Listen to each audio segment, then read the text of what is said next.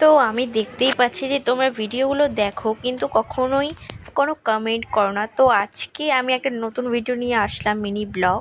তো সকালবেলায় দেখতেই পাচ্ছ প্রচণ্ড রোদ উঠে গেছে আর আমাদের ভুট্টা ভাঙানো হয়েছে আর কি। আমরা যেহেতু গ্রামে থাকি তো আমাদের এগুলো সাধারণ ফসল এগুলো আবাদ করেই থাকে। তো তারপরে আমি চলে গেলাম পড়াতে।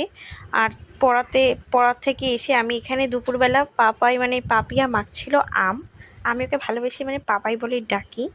তো দুপুরবেলায় গরমের মধ্যে আম ঠাম মেখে একদম সবাই মিলে খাওয়ার মজাটাই যে আলাদা, সেটা তো যারা জানো তারা তো জানোই। আর এই কাসন্দটা যে দেখতে পাচ্ছ কাসন্দি বলে অনেকে, তো আমি ছোটোবেলা থেকে কাসন্দই বলি। তো এটা কিন্তু একদম ঘরে পাতা আমার ঠাকুমা বানিয়েছে আর আমার ঠাকুমাকে দেখিয়ে দিলাম। আর এই ফুলগুলো দেখতে পাচ্ছ তো আমাদের বাড়িতে হয়। তো ওই ফুলগুলোর নাম আমার ঠিক জানা নেই। তো রাত্রে পাপিয়াদের বাড়ি আমরা খাওয়া দাওয়া করলাম। চলো, ভিডিওটা ভালো লাগলে লাইক করে দিও, শেয়ার করে দিও, কমেন্ট করে অবশ্যই জানিও।